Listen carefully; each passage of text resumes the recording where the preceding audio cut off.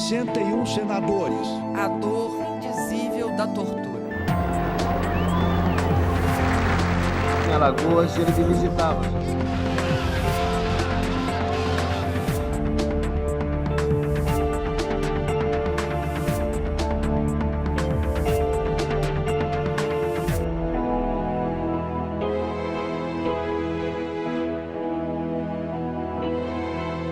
Imperador que dissolve o parlamento. Parlamento que destitui o presidente. Não foram poucos os casos de confronto entre executivo e legislativo ao longo da nossa história. O último deles aconteceu aqui, neste plenário, e terminou com o impeachment da presidente Dilma Rousseff. Está aberta a sessão.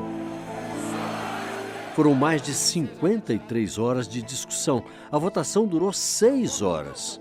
O motivo do afastamento? Crime de responsabilidade fiscal. Mas não foi apenas esse motivo. As relações da presidente com o parlamento, desde o início do seu segundo mandato, estavam abaladas. Obrigado. Está encerrada a sessão.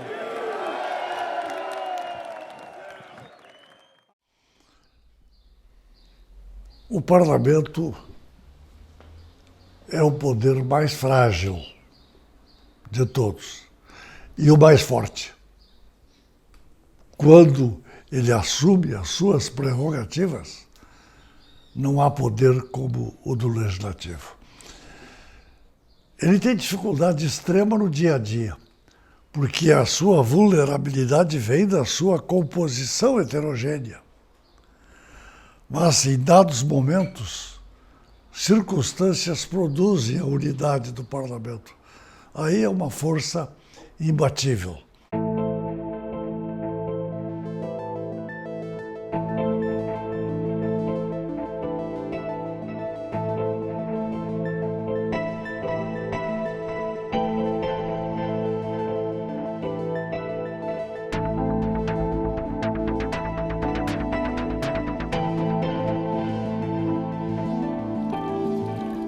Quantos momentos importantes, quantas gerações testemunharam a força e o poder do parlamento brasileiro.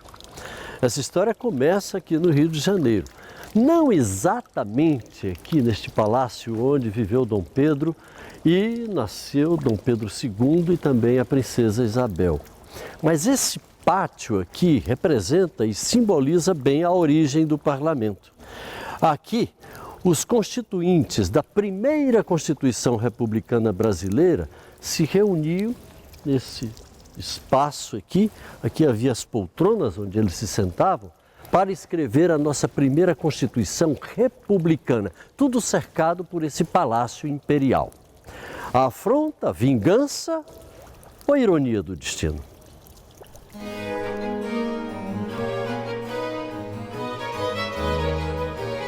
Para entender o motivo, a gente tem de voltar ao período da independência, quando Dom Pedro assume o comando do Brasil e cria o parlamento. Deputados brasileiros são eleitos para redigir a primeira Constituição do Brasil. Mas o imperador não fica satisfeito com o que lê e dissolve a Constituinte. Ele não queria dividir o poder com o legislativo e o judiciário. E manda alguns de seus ministros e políticos redigirem a primeira Constituição brasileira. Além dos 3 poderes, cria mais um, o poder moderador, que numa tradução política quer dizer: o parlamento vota o que quiser, mas o imperador é quem decide se vai virar lei. A forma de governo vigente era a monarquia, mas o sistema de governo funcionava com o presidencialismo. E aí havia 3 poderes e mais o poder moderador, o parlamento. Como é que isso funcionava? Na realidade, nada é o que está sendo de imediato. Tudo na vida, na história e nas instituições políticas tem um lastro, tem uma origem. A monarquia brasileira, ela nasce do absolutismo português. É bom lembrar que Dom Pedro I era neto de Dona Maria, filha de Dom João VI, e essa família tem a tradição absolutista muito arraigada.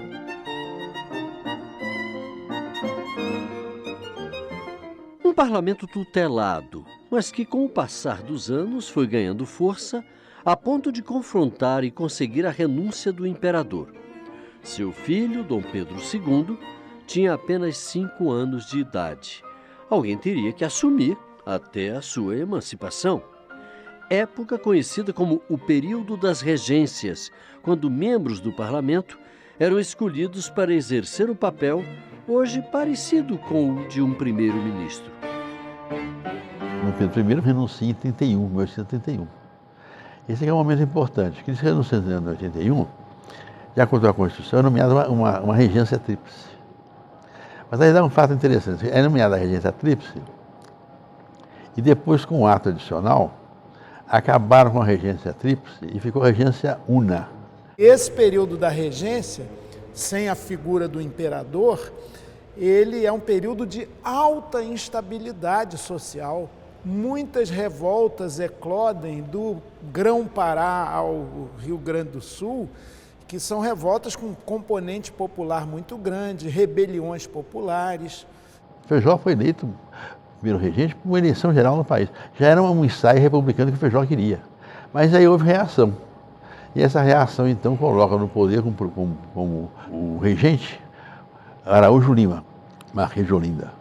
Então, já vai se gestando ali uma ideia que existe até hoje no Brasil, que é meio do sebastianismo, da figura central para encarnar e personificar a autoridade, o poder, e chega-se ao ápice de se aprovar também no parlamento a antecipação da maioridade de Dom Pedro II.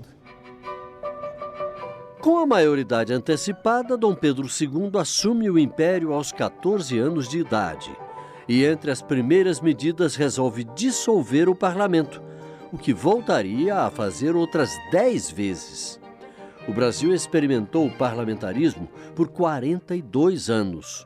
E aí começa, então, a fase da vida brasileira durante o Império, que vai, digamos assim, sem nenhuma revolução, de 45 até 89. O Brasil não teve uma revolução. Enquanto que todos os países da América do Sul tinham várias revoluções, aqui não teve nenhuma. O que havia era isso, era realmente uma técnica parlamentarista que Dom Pedro, como exercendo o poder moderador, ele utilizou no Brasil. Então, hora ele chamava um liberal para ser o primeiro-ministro, um presidente do Conselho de Ministros, outra hora chamava um conservador, de acordo com a opinião pública e com as crises políticas. Então, era um parlamentarismo para inglês ver. Para inglês e a Europa verem, e para as elites aqui se arranjarem no poder de maneira conciliada a partir do impulso do rei café. Tanto que nos anos 50 do século XIX, nós temos até o Gabinete da Conciliação, que abrigava liberais e conservadores, chefiado por um nome que é conciliador na sua própria denominação, Honório Hermeto Carneiro Leão. Carneiro e Leão só pastam juntos quando as elites estão bem entendidas e acertadas. Aconteceu isso no Brasil. Um parlamentarismo às avessas. Mesmo assim, o parlamento soube resistir e se fortalecer, a ponto de, mais uma vez, pressionar pela renúncia do imperador e pelo fim da monarquia e do parlamentarismo no Brasil. Basicamente, trabalham com 2 ideias, e algumas delas entrando até no setor conservador: o abolicionismo e a república.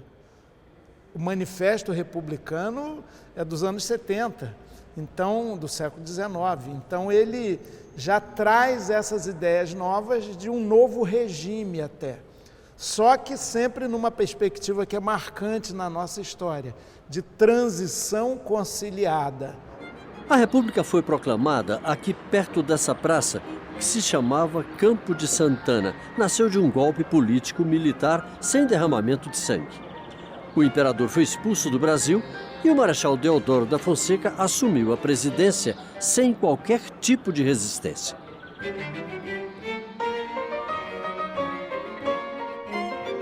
A imagem dos soldados com as espadas erguidas representa o que os historiadores chamam de a República da Espada. Por ter sido a República um movimento de cúpula, lideranças militares sem participação popular, não houve uma significativa mudança no processo político.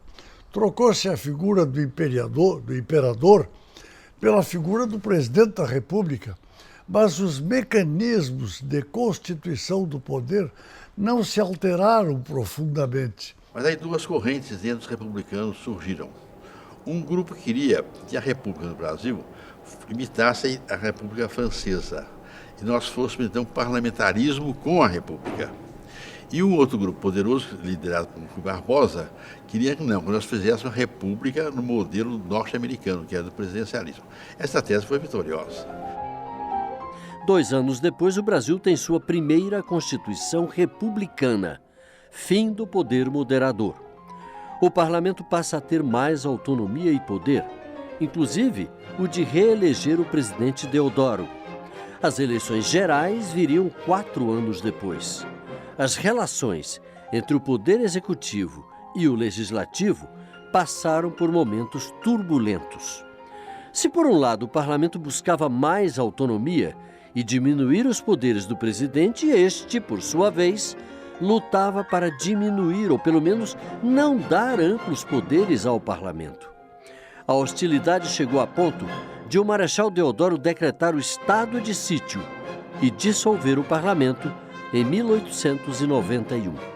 Durou pouco. Deodoro renunciou 20 dias depois. Seu vice, Floriano Peixoto, assume e termina o mandato.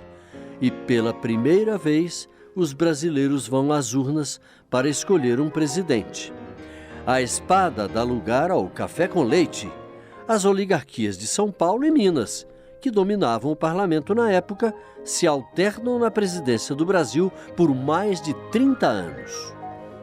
A política dos governadores foi decisiva para manter as boas relações entre deputados, senadores e os presidentes eleitos.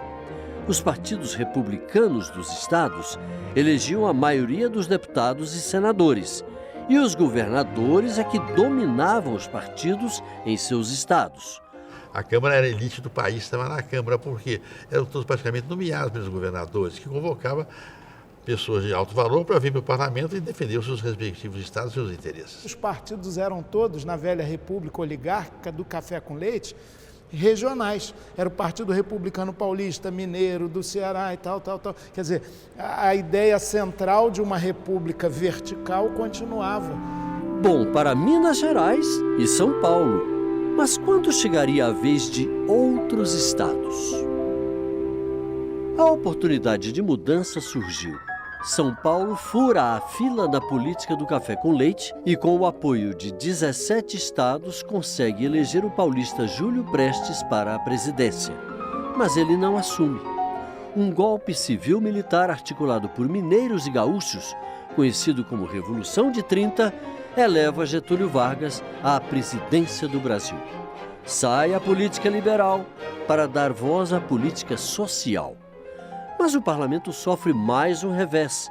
Getúlio Vargas dissolve o Congresso Nacional por 3 anos e convoca novas eleições. Institui o sufrágio direto, secreto e universal. O direito de voto aos 18 anos e o direito de as mulheres votarem e serem votadas. A Constituição de 1934 é promulgada, a segunda da República. O cenário político da época era bastante conturbado dentro e fora do parlamento. Esquerda e direita tomavam as ruas. Integralistas e comunistas disputavam corações e mentes da população. Getúlio Vargas trama um golpe contra o parlamento para aplacar os conflitos. O Plano Cohen. O Plano Cohen tem tudo a ver com esse espaço lindo onde nós estamos aqui, o Palácio do Catete. Foi um documento falso em que haveria indícios da existência de um complô comunista para tomar o poder no Brasil. Com base nesse documento, Getúlio decretou o estado de sítio que abriria espaço para o Estado Novo. Deputada, será que a senhora podia fazer uma análise do contexto em que tudo aquilo aconteceu naquele momento? Eu faço uma análise relacionando o crescimento do fascismo no mundo e a realidade brasileira. O Plano Cohen, que foi uma farsa, né? Foi uma montagem feita com os integralistas, que são uma expressão também do fascismo no Brasil, Mourão Filho, Plínio Salgado, que era uma associação integralista brasileira, que estabelece um plano e dão aos comunistas, né, o comando de um plano que seria um plano de derrubada de governo, quer dizer, colocam na mão dos comunistas o comando da instabilidade e da destruição do Brasil. Mas era tudo falso. Era uma fake news, para usar uma fake linguagem de news hoje. da época, né? Tem início o Estado Novo, centralizador e autoritário. O presidente Getúlio Vargas impõe uma nova Constituição ao país em novembro de 1937, a terceira da República. Fecha o parlamento e proíbe novas eleições no país. A Ação Integralista Brasileira, a Aliança Nacional Libertadora e todas as organizações partidárias são fechadas. Durante 8 anos, Getúlio Vargas assume sua face totalitária. O parlamento só volta a ter voz ao final da Segunda Guerra Mundial, quando Getúlio é pressionado a renunciar. Novas eleições são marcadas e a democracia renasce em 1946. Nessa eleição teve uma competição, começou uma competição eleitoral que não existia nem no período da Primeira República. Então, eu acho que o sistema mais competitivo foi criado nesse período. E o parlamento foi instituído para fazer a Constituição. Quando se instala em 46 a Constituinte, aí houve um movimento parlamentarista forte sob a liderança de Raul Pila. Para quem é parlamentarista, era um projeto de muita qualidade. E há um detalhe interessante, aqui no Rio Grande, a Constituinte de 47 aprovou o parlamentarismo para o Rio Grande do Sul. Mas o Supremo considerou conflitante com a Constituição Federal. A ideia parlamentarista vem, mas não com força suficiente para ser aprovada. O deputado gaúcho Raul Pila apresenta a proposta aqui, ela não avança nas comissões, sequer foi apreciada pelo plenário. Pela segunda vez, um general é eleito presidente da República em votação direta. Os partidos voltam a atuar e o parlamento retoma seus trabalhos. Um período de quase 20 anos de liberdade política e de pluripartidarismo. Mas havia exceções. Uma das primeiras medidas do governo Dutra foi cassar o registro do Partido Comunista, que foi feito em 47. Então, teve um pluralismo, mas já restritivo, o que não impediu que você tivesse um período competitivo importante para as eleições, tanto para deputado como para presidente. Então, foi uma república que funcionou quase que o tempo todo com uma aliança do PSD e do PTB, mas com a participação não partidária, mas com pessoas da UDN. Então, você tinha governos de coalizões amplas, em que o Congresso tinha um papel muito importante. O partido fez uma grande bancada em 46, com João Amazonas, com Maurício Grabois, com todo mundo. Fez 10% da votação nacional e isso foi fundamental, né? E o partido teve uma expressão incrível naquele momento, né? Sendo que Dutra entra em maio de 47, caça o partido, porque aí foi o início da Guerra Fria, Estados Unidos, União Soviética, com o início da Guerra Fria, de novo a questão internacional valendo no Brasil. E aí caça o registro do partido com apoio do Tribunal Superior Eleitoral novamente, né? Caça o registro do partido em maio de 47 e a bancada comunista em 48. Então, quer dizer, é uma oscilação onde nós, os comunistas, somos sempre o termômetro de quando o Brasil é democrático e quando ele perde a sua democracia. As relações entre parlamento e os presidentes que se sucederam não foram sempre harmônicas. O general Dutra teve apoio para governar. Getúlio Vargas, que retornou ao poder 4 anos depois, dessa vez pelas urnas, enfrentou forte oposição. Denúncias de corrupção e pressões políticas do parlamento, imprensa e exército resultaram no suicídio de Vargas. Seu vice, Café Filho, ainda tentou impedir a posse do próximo presidente eleito, Juscelino Kubitschek, por meio de um golpe.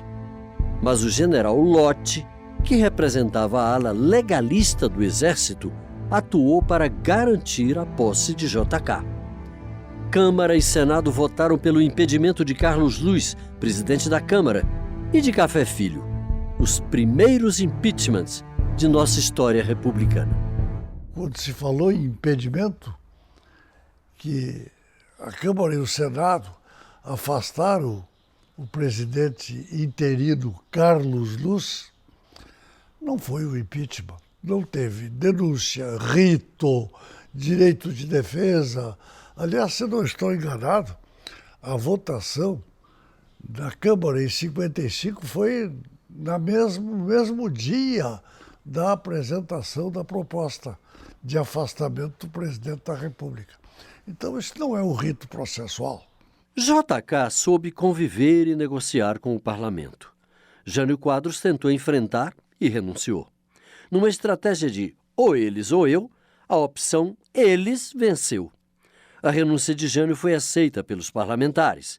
Quando Jânio renuncia, o medo do trabalhismo, do reformismo, do chamado populismo voltar ao poder, não tinha mais Getúlio, mas tinha seu herdeiro direto e dileto, João Goulart, vice-presidente da República. É curioso que naquela época você podia eleger presidente de um partido e vice de outro, não precisavam compor a mesma chapa. Mas o problema maior ainda estava por vir. Seu vice, João Goulart, em viagem à China, não poderia assumir. Para solucionar o impasse, surge a ideia de adotar o parlamentarismo no Brasil. E um comunicado à nação dos chefes militares é lido no parlamento dizendo o seguinte: olha, em nome da segurança nacional, era a época da Guerra Fria, um mundo bipolar, nós entendemos que é preciso a solução parlamentarista, sem o que o presidente João Goulart não vai entrar em território nacional. Tancredo teve um papel decisivo, tanto na proposta como na aceitação do Jango. 3 primeiros ministros se sucedem: Tancredo Neves, Brochado da Rocha e Hermes Lima. Jango observava tudo e trabalhava para retomar o poder. 1 ano e 4 meses depois, o presidencialismo é escolhido em plebiscito como sistema de governo por 80% dos brasileiros. Vitória expressiva que não garantia a governabilidade de Jango. No parlamento, as resistências ao seu governo só aumentavam.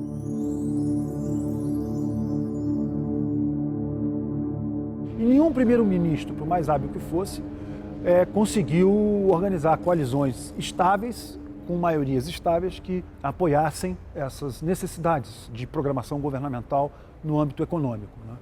Então, isso marcou muito a experiência parlamentarista, o fato de, no parlamento, no Congresso, não se conseguir ter apoio para uma agenda governamental consistente.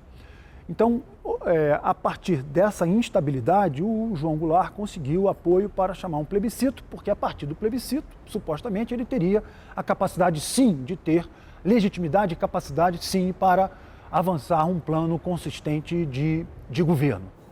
Você tinha o nome de parlamentarismo, mas as práticas não eram parlamentaristas. O João Goulart influía muito, com o Tancredo Neves, que era muito hábil, era ligado ao Jango, e eles dominavam realmente a maioria da Câmara. Fomos para um sistema parlamentar, o sistema político continuou instável.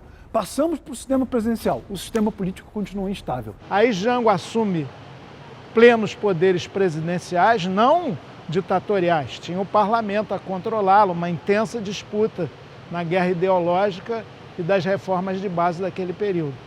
Para culminar, a sua presidência plena durou pouco, de 7 de janeiro de 1963 a 1º de abril de 1964. Aí a gente começa a viver uma página muito sombria da nossa história. Não era parlamentarismo nem presidencialismo, era ditadura. O senhor presidente da República deixou a sede do governo. deixou a nação acéfala.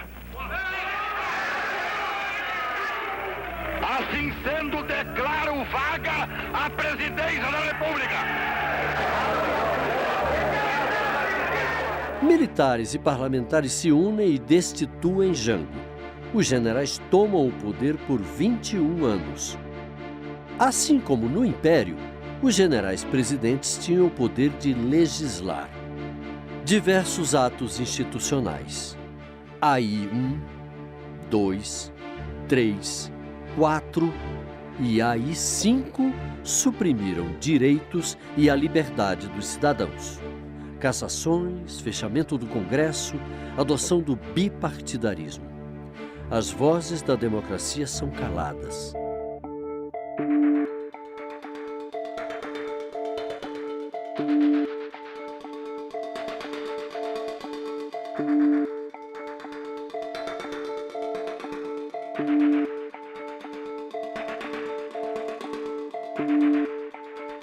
Do bipartidarismo construído pelos militares, nasceu uma oposição inesperada. Não existia no sistema político vozes que representassem os segmentos do proletariado. Esses segmentos estavam excluídos daquele bipartidarismo. Então o MDB, que era a oposição permitida, começa a representar essas forças que naturalmente gostariam de se ver representadas no sistema político, ainda que de uma forma não plena. Alguma vocalização deveria existir, mesmo porque os militares mantêm o Congresso aberto, com nenhuma força, mas simbolicamente expressando alguma antagonização, algum desconforto, né? Alguma oposição ao regime. Ao longo do período eleitoral, o calendário eleitoral é mantido, o MDB vai representando cada vez mais as forças de oposição. Neste quadro, lá pelos anos 70, em 74 isso se configurou, o MDB lançou palavras de ordem que sensibilizaram e arrastaram o povo brasileiro. Anistia, Constituinte e eleição direta. As pressões da sociedade por liberdade e democracia foram decisivas para a derrubada da ditadura. São 130 milhões de brasileiros que se comprimem nessa praça, representado neste milhão de patrícios nossos, a reivindicar, protestar, gritar e clamar para que não lhe usurpem o sagrado direito de escolher com seu voto o futuro presidente da República. Eu lembro na campanha das diretas, foi feito um acordo tácito ali, ninguém falou sobre isso, mas todos sabíamos que se as diretas passam, o candidato era Ulisses. E se não passam, o candidato era Tancredo. Isso estava na cabeça de todos, porque Ulisses exercia o apelo popular e o Tancredo exercia a liderança das instituições. A democracia ampla, geral e irrestrita estava por vir. As eleições para deputados, senadores e governadores ocorrem em 1982. Ainda faltava a eleição do presidente. Em eleição indireta, novamente, o parlamento elegeu Tancredo Neves para ocupar a presidência.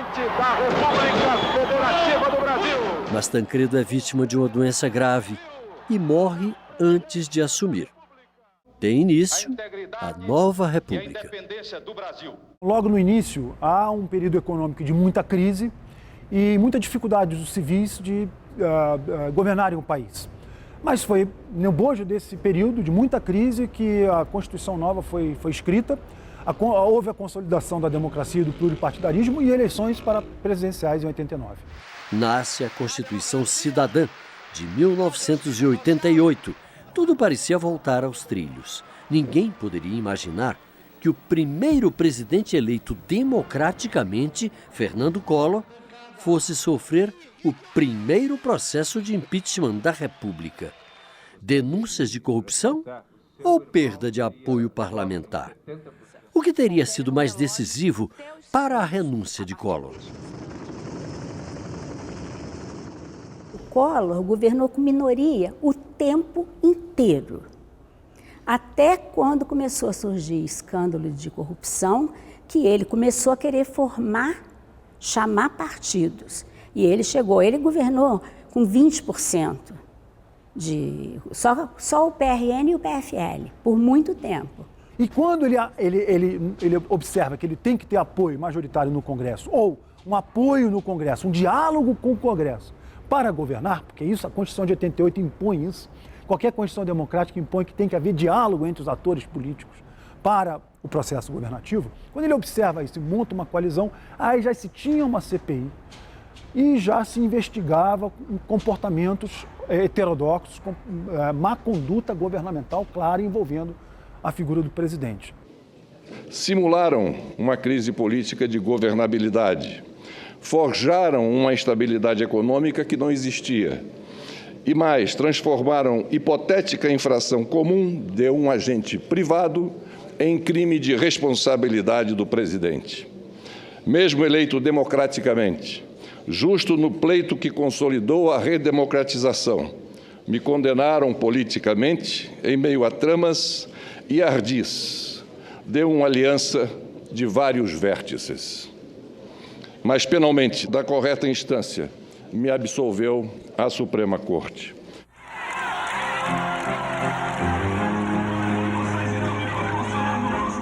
O processo de impeachment reacende e dá esperanças aos parlamentaristas que aguardavam o plebiscito de 1993 para decidir a forma e o sistema de governo no Brasil.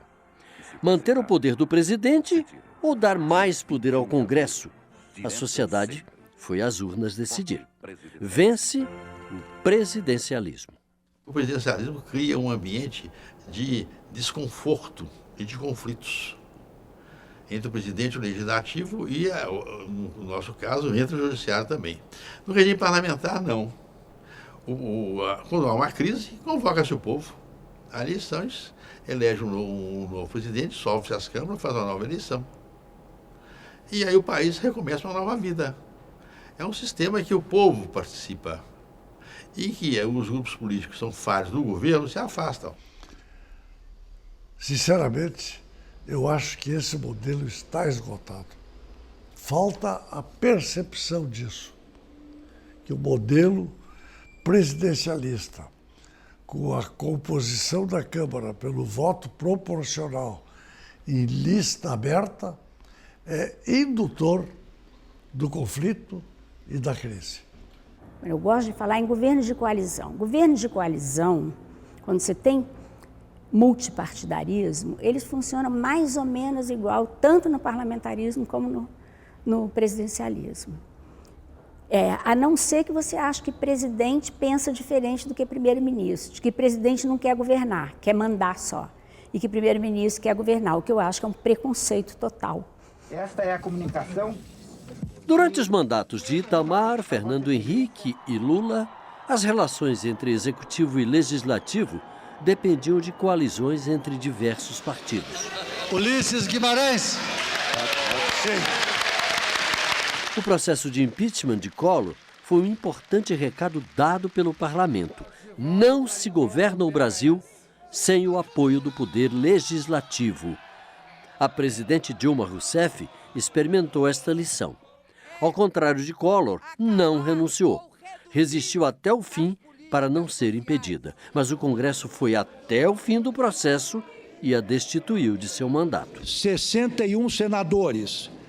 O impeachment é um processo jurídico-político. Às vezes, um componente é mais forte do que o outro. No caso de Collor, o componente jurídico teve muito peso.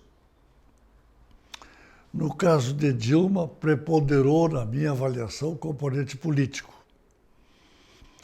Mas os dois momentos não prescindem da conjugação.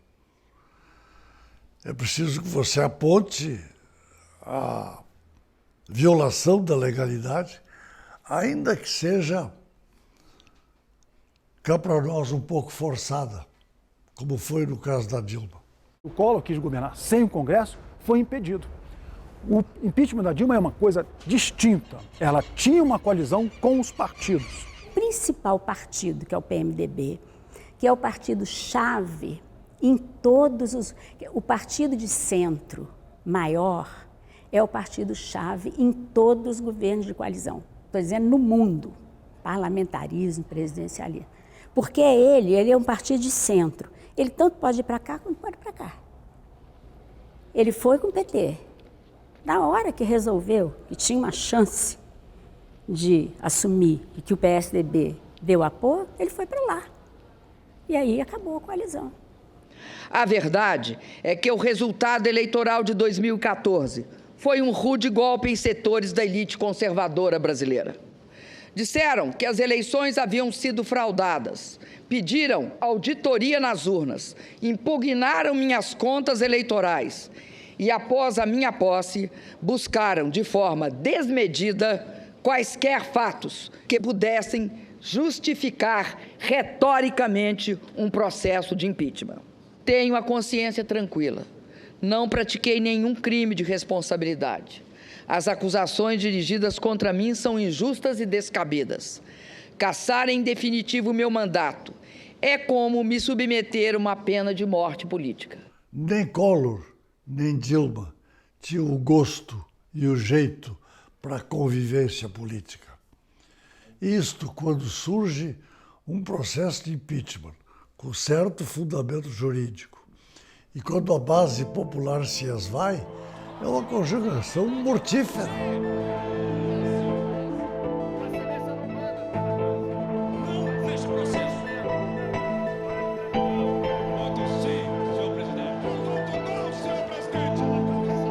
Um processo traumático, um remédio amargo, que trouxe de volta as discussões sobre o sistema presidencialista. E com a mesma pergunta que surge quando há uma ruptura entre presidente e parlamento. Não seria melhor adotar um sistema de governo em que o presidente eleito cumprisse o papel de um chefe de Estado e ter um primeiro-ministro escolhido e apoiado pelo parlamento para governar? Só que dessa vez surge uma nova proposta que tenta mesclar o presidencialismo e o parlamentarismo, o semipresidencialismo. Uma reforma política hoje em dia não seria, do meu ponto de vista, uma reforma política no sistema de governo. Nós já temos um misto de sistema presidencial com sistema parlamentar. Ninguém governa sem o parlamento, ninguém governa sem os partidos, sem um líder de governo que discuta suas políticas com o parlamento. Nós já temos um semipresidencialismo. Não é preciso mudar nada. A população tem que continuar votando diretamente para o seu presidente. O que tem que discutir é limites para a atuação do Ministério Público e o Judiciário no jogo político. Quero atentar para a questão do possível semiparlamentarismo ou semipresidencialismo, porque o parlamentarismo, que poderia ser uma questão programática no Brasil constitucional, ele sempre é usado nos momentos de crise por uma manobra ou para evitar a eleição ou para tirar poder de presidente da República. Então isso hoje ainda pode ser usado também como uma manobra para evitar uma eleição. Então precisamos ficar muito atentos para os processos de restrição democrática no Brasil. Eu acho que quer queira, quer não queira, o Brasil amanhã vai marchar para um parlamentarismo, para um presidencialismo parlamentarizado. Assim como há hoje na França e como há na França e em Portugal, nós marchamos para esse sistema, porque é impossível esse presidencialismo que está aí, que ele é muito, digamos assim, ele é muito autocrático demais. Você não cria um líder nacional elegendo pelo Congresso Nacional. É preciso que ele venha das ruas, mas que venha também sem a hipertrofia dos poderes do Executivo. Por isso esse modelo francês, que não dá para chamar de parlamentarismo, mas que tem uma componente extremamente relevante, que é a origem popular do chefe de Estado, e outro extremamente relevante, que é a origem popular da administração, através do gabinete dependente da Câmara dos Deputados. Eu acho que este modelo nós poderíamos tentar e evitar o nome de parlamentarismo, porque se botar o nome e for para o plebiscito, perde de novo. A solução não é simples. Os três poderes da República têm de ter força e credibilidade perante a sociedade para se equilibrarem. Quando um deles invade a competência do outro, ou quando um deles perde o apoio institucional do outro, a governabilidade do país pode ficar incontrolável. E a história recente comprova isso. O parlamento é o ponto de equilíbrio político das relações entre pessoas, empresas e instituições. Seja no parlamentarismo, no presidencialismo ou mesmo no semipresidencialismo. O poder do parlamento é plural. Não há uma voz única, como desejam algumas pessoas que não compreendem a natureza e a importância do poder legislativo. Ao longo da nossa história, quem não soube dialogar ou negociar com o parlamento sofreu as consequências mais cedo ou mais tarde.